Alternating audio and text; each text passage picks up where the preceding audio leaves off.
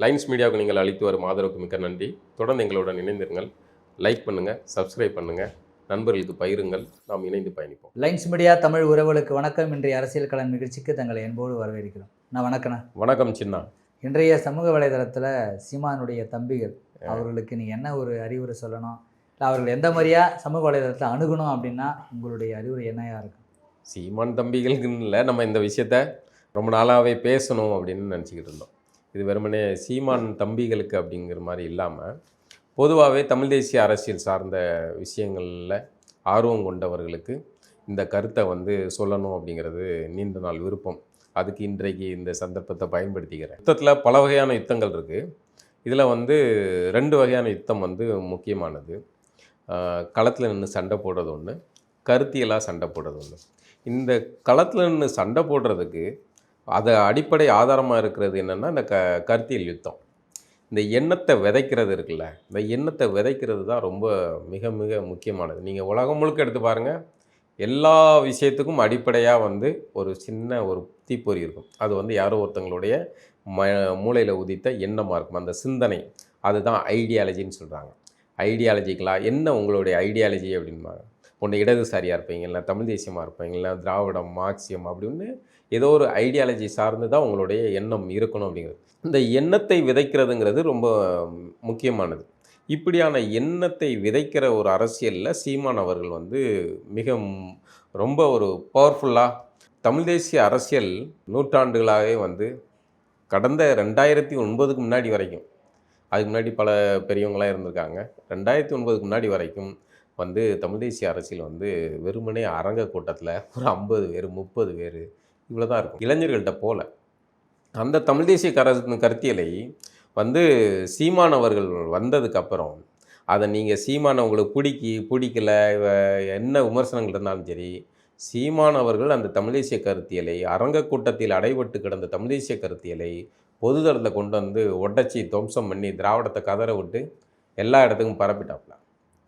அப்போ இன்றைக்கி அது ஒரு மிகப்பெரிய வாக்கு வங்கியாக தேர்தல் அரசியலாக அந்த கட்சி வளர்ந்து நிற்கு 36 லட்சம் வாக்குகள்ங்கிறது சாதாரண விஷயம் கிடையாது. இப்போ தமிழ் தேசியன்றது வெறும் தேர்தல் தான் சொல்கிறீங்களா? இல்லை, தமிழ் இதுதான் நுணுக்கமான இது. என்ன பண்ணுவீங்கன்னா, தமிழங்கிட்ட வர்றது அரசியல் அதெல்லாம் வெறும் சாக்கடைங்க அப்படின்னு சொல்லிடுறது. நம்மளும் அதை நம்பிட்டு ஆமாப்பா அதெல்லாம் சாக்கடை நமக்கு எதுக்கு அப்படின்ட்டு நம்ம போயிடுவோம். இயக்கம் சார்ந்த அரசியல் அப்படின்னு நம்மகிட்ட பேசுவாங்க. ஆனால் இவர்கள்லாம் நைஸாக தேர்தல் அரசியலில் போய் அதிகாரத்தில் உட்காந்துருவாங்க. அந்த அதிகாரத்தை வச்சுட்டு நம்மளை ஒடுக்குவாங்க. நம்மக்கிட்ட அந்த அதிகாரத்தை போக, அதாவது என்ன சொல்லுவாங்கள்ல, எங்கேயா ஒரு இடத்துல புதையல் இருக்கும், அந்த புதையலை ஒழிச்சு வச்சுருப்பான். அந்த பக்கம் போகாதப்பா, அங்கே தான் முனி உட்காந்துருக்கு, இல்லை பிசாசு இருக்குதுன்னு எதையாவது கதை கட்டி விட்டுட்டு அந்த பக்கமே போடாமல் பண்ணி விடுவாங்கள்ல. அதை மாதிரி நம்மக்கிட்ட பேசுகிற டோன் தான் இந்த தேர்தல் அரசியல். தேர்தல் அரசியல் தான் உங்கள் வாழ்க்கை எல்லாத்தையுமே தீர்மானிக்குதுன்னா அந்த அரசியலை நீங்கள் கைப்பற்றணும். அதான் அவசியமானது. இன்றைக்காவது தமிழ் தேசியர்கள் தமிழர்கள்ட்ட இந்த தேர்தல் அரசியலுக்குள்ளே போகணும் அப்படிங்கிறது சீமான் வரவுக்கு பிறகாவது வந்திருக்கு அப்படிங்கிறது மகிழ்ச்சியானது.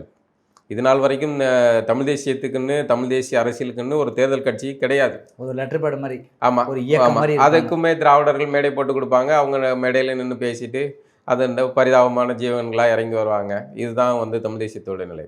அந்த நிலையை மாற்றி சீமான் அவர்கள் ஒரு தேர்தல் அரசியலாக கொண்டு வந்திருக்காரு. இப்போ இந்த எண்ணத்தை விதைக்கக்கூடிய நபரை டேமேஜ் பண்ணுறதுக்கு இன்னொரு தரப்பு எண்ணத்தை விதைக்கக்கூடிய ஆட்கள் இருக்காங்கல்ல. இந்த ஆட்கள் யாரால் வாழ்கிறாங்க அப்படின்னு பார்த்தீங்கன்னா, சந்தேகமே இல்லை, சீமான் அவர்களால் தான் வாழ்கிறாங்க. அவங்க எப்படி சீமானால்? அதுதான் அதான் என்னென்னா, தமிழக இப்போ யூடியூப் சேனல் அப்படிங்கிற ஊடகங்களை இதெல்லாம் எடுத்துட்டிங்கன்னா, சமூக வலைதளங்கள் ஊடகங்கள் எடுத்துக்கிட்டிங்கன்னா 2 பிரிவு இருக்குது. ஒன்று சீமானை ஆதரித்து இது பண்ணக்கூடியவங்க, சீமானை எதிர்த்து இது பண்ணக்கூடியவங்க. இப்போ இந்த இடத்துல தான் சீமான் அவர்களுடைய தம்பிமார்கள் நம்ம சீனுக்குள்ளே வர்றாங்க, இந்த உரையாடலுக்குள்ளே வர்றாங்க. பார்த்தீங்கன்னா, சீமானை திட்டக்கூடியவர்கள் சீமான் அவர்கள் கூட சொல்லியிருக்காரு, சில சேனல் பேரெல்லாம் குறிப்பிட்டு அவங்களெல்லாம் போய் இப்போ இது பண்ணாங்கன்னா இவங்களுக்கு புரிய மாட்டேங்குது இந்த தம்பிகளுக்கு. இவர்களை பொறுத்த வரைக்கும் சீமான்கிற பேர் எங்கே இருக்கா, உடனே அவன் என்ன திட்டியிருக்கான் அப்படிங்கிறத போய் பார்க்குறாங்க. ஆக யூடியூப்பை பொறுத்த வரைக்கும் அது ஒரு வருவாய் கொடுக்குற ஒரு இதாக இருக்குது. இதில் சீமான்கிற கண்டென்ட் பேரை போட்ட உடனே இவங்க எல்லாம் போய் அதை நம்ம அண்ணனை திட்டாங்க அப்படின்னா ஒரு இல்லை, அதை தான் நான் கேட்குறேன். அந்த பையன் தான் அதை தான் செய்வான்னு தெரியுது. இல்லை, சீமானை திட்டுறன்னு ஒரு குரூப் இருக்காங்க, அது திராவிட ஆதரவு குரூப்புகள் இருக்காங்க. அவர்களுக்கு வேலையே இதுதான். சீமான் நல்லதே செஞ்சாலும் 100% அவர் வந்து உத்தமர், சொக்க தங்கமாக இருந்தாலும் சரி, அவன் திட்ட தான் செய்வான். அப்போ அவங்களத நீ போய் பார்க்கக்கூடாது. சரி, ஒரு முறை தான் நீ அவன் சேனலில் அவங்களோட ஊடகத்தை நீங்கள் ஒரு தடவை போய் எட்டி பார்க்குறீங்கன்னு வைங்களேன். அவனோட எட்டி பார்க்கும்போது இந்த மொசை பிடிக்கிற நாய் மூஞ்ச பார்த்தா தெரியாது. அது ஒரு தடவை பார்த்த உடனே தெரியும், ஓகே இவனுக்கு வந்து வன்மம் இருக்குது அப்படிங்கிறது தெரிஞ்சு போயிடும். அப்போ நீங்கள் திரும்ப திரும்ப அந்த வன்மவாதிகள் போடுற அந்த குப்பைகளை வந்து தேடி தேடி போய் பார்க்குறீங்க. அது உலகம் முழுக்க. அது சீமான் தம்பிமார் இப்படி போய் அவங்க பார்க்கறதுனால அவங்க மனசுக்குள்ள சீமானை பற்றி தமிழ் தேசியம் பற்றி தவறான கருத்து ஏதாவது வளரும்னு சொல்கிறீங்க? அந்த அந்த குணமே இல்லைண்ணா. அது அப்படி இல்லைனா வளர்த்து இது பண்ணிட முடியாதுன்னு வைங்களேன். இவர்கள் வந்து அவர்களை வாழ வைக்கிறாங்கங்கிறேன். அவன் சும்மாவே திட்டுறான், சரியா? திட்டினா வந்து ஏன் போய் பார்க்குறேன், ஏன் போய் பார்க்குற? கூடுதலாக திட்டுறவனுக்கு நீ வந்து வருவாய்க்கான இன்கம் சோர்ஸை உருவாக்குற, கூடுதலாக்குற. அவன் குஷியாகிறான். ஓ சீமான், அதாவது வேற கண்டென்ட் போட்டால் ஒரு நாயும் பார்க்கறது கிடையாது. திட்டினா வரும். சீமானை திட்டுனா உடனே பூரா போயிலும் இந்த சீமான் தம்பிமார்கள் தான். பூரா போய் மொத்தமும் போய் அங்கே போய் கும்மி அடித்து பார்க்குறான். அவனுக்கு வந்து பாயிண்ட் பிடிச்சினா, ஓகே சீமான் திட்டுனா வந்து நமக்கு வந்து பார்வையாளர்கள் எண்ணிக்கை கூடுது அப்படிங்கிறத அவன் புரிஞ்சுக்கிட்டான். அப்போ அவன் அதை திரும்ப திரும்ப அதை செய்கிறான். அவனுக்கு இவன் போய் எல்லாம் இதே குரூப்புகள் மொத்த குரூப்புகளும் போய் பார்க்குறாங்க தம்பிமார்கள். அவன் வந்து வாழ்கிறான், அவனுக்கு வருவாய் வாழ வைக்கிறதே இவங்க தான். அதை தான் சொல்கிறேன், சீமானுக்கு எதிரி வேற எங்கேயுமே இல்லை. சீமான் கூடவே இருக்க அண்ணன் வாழ்க சொல்கிற சீமான் தம்பிமார்கள் தான் வந்து வில்லங்கமே. இந்த தம்பிமார்கள் வந்து இந்த விஷயத்தை புரிஞ்சுக்கணும் அப்படிங்கிறதுக்காக நம்ம இதை தனி காணொலியே போடுறோம். இது மிக கருத்தியல் யுத்தம், கருத்தியல் ரீதியாக ஒருவரை வந்து ஆதரிக்கிறதும் இயங்குறதும் மிக அவசியமானது. அதே சமயம் அவருக்கு நீங்கள் வந்து ஒரு வருவாய்க்கான ஆளாகவும் மாறக்கூடாது. இப்போ அவன் வந்து உங்களை விமர்சிக்கிறான், உங்களை திட்டுறான் அப்படிங்கன்னா அவன் சேனலில் புறக்கணிக்க, பிளாக் பண்ணிவிட்டு போங்க. அதை போய் நீ பார்க்காதங்கிறேன். இப்போ முக்தர் வந்து சீமானை வந்து என்ன புனிதர்னா சொல்லியிருப்பாரா? இல்லை முக்தர் சார்ந்த அதே மாதிரியான மற்ற ஆள்கள் வந்து சீமானை வந்து ஆதரிச்சுவானா? அவன் நீ வரணுங்கிறதுக்காக தான் அவன் அந்த இதே போடுறான் அந்த வார்த்தையை. நீ வந்து சீமானை திட்டினா போய் எட்டி பார்ப்போம் அப்படின்னு தான் போடுறான். அதை அவன் என்னவும் திட்டிட்டு போட்டோம், நீ பார்க்காத. பாசிட்டிவான சீமான் தரப்பை ஆதரித்து தமிழ் தேசிய கருத்தியல் அதை பரவலாக கொண்டு போகிறதுக்கு என்ன செய்யணும், அதன் நல்ல விஷயங்கள், பேசப்பட்ட விஷயங்கள் என்ன, அது சார்ந்த விஷயங்களுக்கு தான் முக்கியத்துவம் கொடுக்கணும். அதுதான் வந்து இலக்கை நோக்கி அடைய வைக்கும். நீங்கள் வந்து எதிர்மறையான விஷயத்துக்கு நீங்கள் துணை போகிறீங்க. அப்போ மீண்டும் மீண்டும் வந்து அவர்கள் உங்களை திட்டி அது மூலமாக சுகம் காணுவான். உங்களை திட்டுறான் ஒன்று, அதில் அவன் ஹாப்பியாகிறான். அதோட நீங்கள் போய் அவனை போய் பார்க்குறீங்க, அதில் அவனுக்கு வருமானம் வருது, அதில் கூடுதல் ஹாப்பி. கண்ணா 2 லட்டு தின்ன ஆசையாங்கிற மாதிரி அவன் மகிழ்ச்சியாக இருக்கான். இதுக்கெல்லாம் அடிப்படை காரணம் இவர்களுடைய ஆர்வக்கோளாறு அல்லது இந்த இந்த நுணுக்கமான விஷயம் தெரியாது. அதுக்காக நம்ம வந்து நீங்கள் வந்து எங்கள் சேனலில் பாருங்கன்னா, எங்கள் சேனல் நீங்கள் பார்க்கவே வேணாம். நான் அதை சொல்கிறேன், எங்கள் சேனல் நீங்கள் பார்த்து இது பண்ணணும், அதுக்காக வந்து எங்கள் சேனலை பார்க்கணும் அப்படிங்கிறதுக்காக அந்த கோணத்தில் சொல்லலை. இது ஒரு நுணுக்கமான அரசியல். இந்த அரசியலில் நீங்கள் போய் விழாதீங்க. நீங்கள் தமிழ் தேசிய ஆதரவு சேனலை கூட பார்க்க வேணாம். ஆனால் எதிரான ஆள்களுடைய சேனலை போய் பார்க்காதீங்க. அவன் அப்படி தான் பண்ணுவான். அவனை பார்க்கறது தான் உங்களுடைய அவனுக்கான முதலீடே. நீங்கள் அவனை பார்க்கறது தான். அதை புறக்கணிச்சிட்டு போங்க. இன்னையிலேருந்து அந்த காணொலியை பார்க்குற தம்பிமார்கள்ட்ட வைக்கிற கோரிக்கை, நீங்கள் இனிமேல் வந்து நாம் தமிழரோ அல்லது தமிழ் தேசிய கருத்தியலுக்கு எதிரான ஒரு விஷயத்தை பேசக்கூடிய ஆட்கள்னு சேனல் இருக்குது. அது ஒரு 30-40 சேனல் இருக்குது. அதுக்கு வந்து அவங்க ஏற்கனவே வந்து அந்த ஆட்கள் திராவிட குரூப்பு ஃபண்டும் பண்ணுறாங்க. அதுக்கான அது நீங்கள் போய் பார்த்து அவங்களுக்கு வந்து இன்கம்மையும் கூட்டி விடுறீங்க.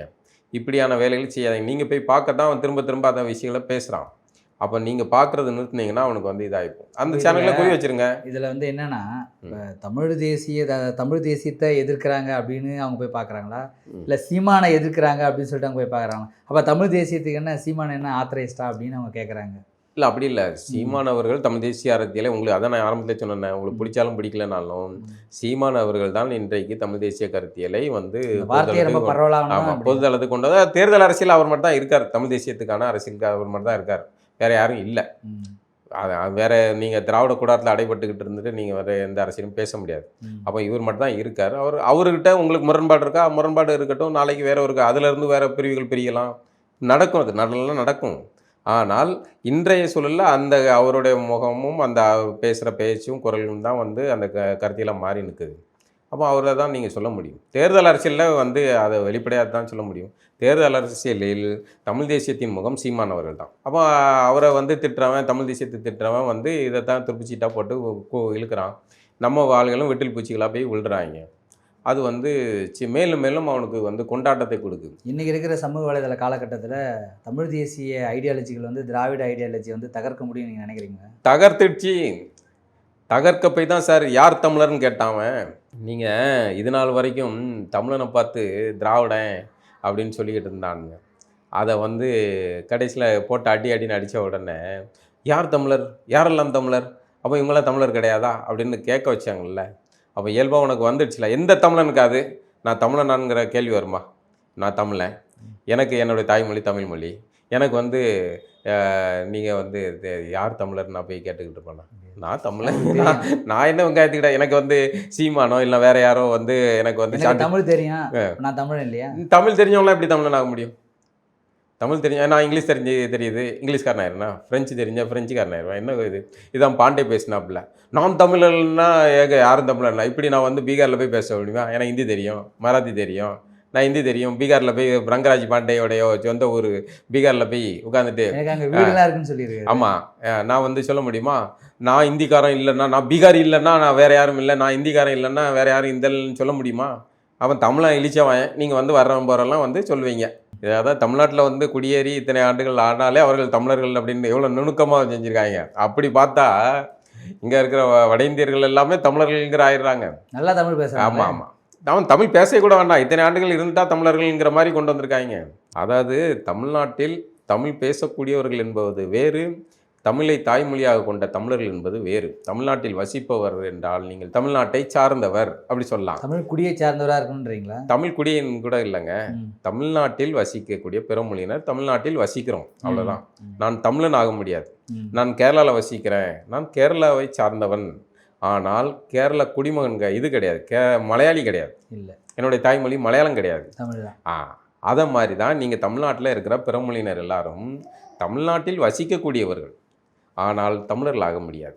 சரி, எந்த மாநிலத்துக்குமே இந்த சிக்கல் இல்லை, ஏன் தமிழ்நாட்டில் மட்டும் சிக்கல் இருக்குது? தமிழர் மட்டும் தான் இழிச்சவாயனாக வந்திருக்கான், மற்றவெல்லாம் வந்து கரெக்டாக அவன் மொழியை சார்ந்த அடையாளத்தோடு பிரிஞ்சுட்டாங்க.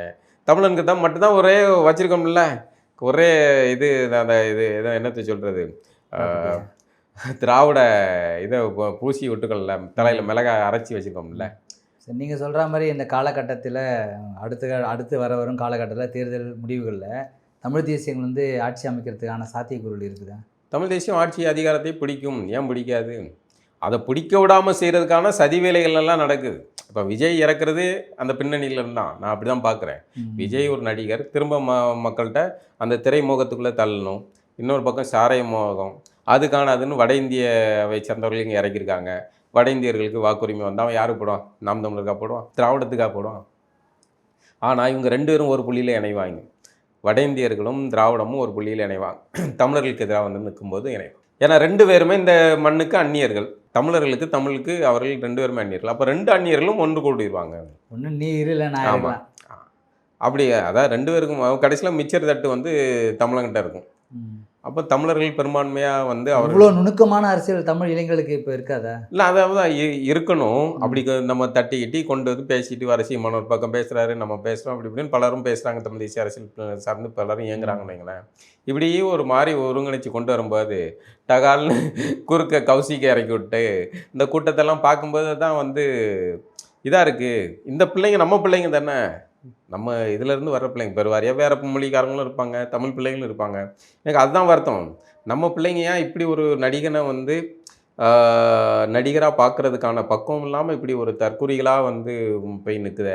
அந்த முகத்தை பார்த்து தூரத்தில் அவ்வளோ கூட்டத்தில் நின்று பார்த்து என்ன ஜெயிக்க போகிற, டிவியில் இருக்கு கூட பார்த்துட்டு போயிடலாம். என்ன அப்படி போய் இது பண்ணணும்? அவர் என்ன அப்படி ஒரு கருத்தை சொல்லிட்டாரு, கருத்தில் போய் நின்றுட்டீங்க.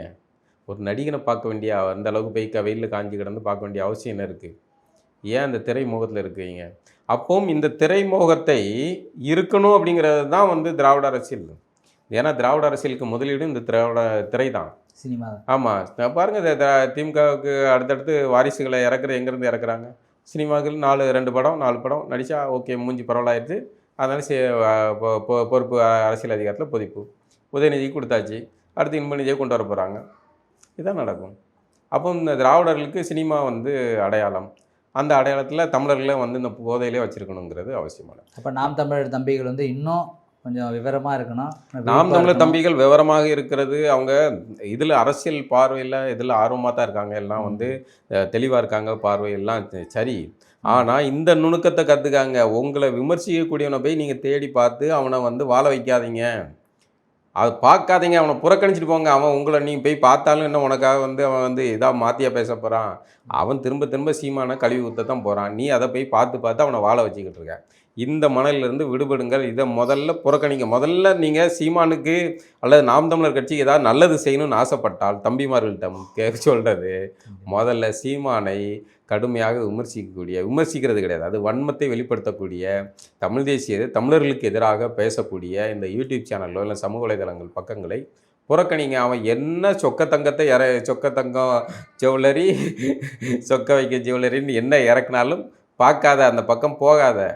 மாறாக நீங்கள் பார்க்க வேண்டிய விஷயங்கள் நிறைய இருக்குது, அதை போய் பாருங்கள். அதுதான் அவசியமான இந்த காணொலியோடைய முக்கியமான விஷயமே வந்து கருத்தியல் யுத்தத்தை புரிஞ்சுக்கொள்வது, கருத்தியல் யுத்தம் சார்ந்து இயங்கக்கூடியவர்களை பார்ப்பது, அதுக்கு எதிரான இருக்கிறவர்களுக்கு ஆதரவாக நடந்து கொள்ளாமல் இருக்கிறதும் அவசியமானது. மீண்டும் ஒரு நிகழ்வு சந்திப்போம்ண்ணா. நன்றி, வணக்கம்.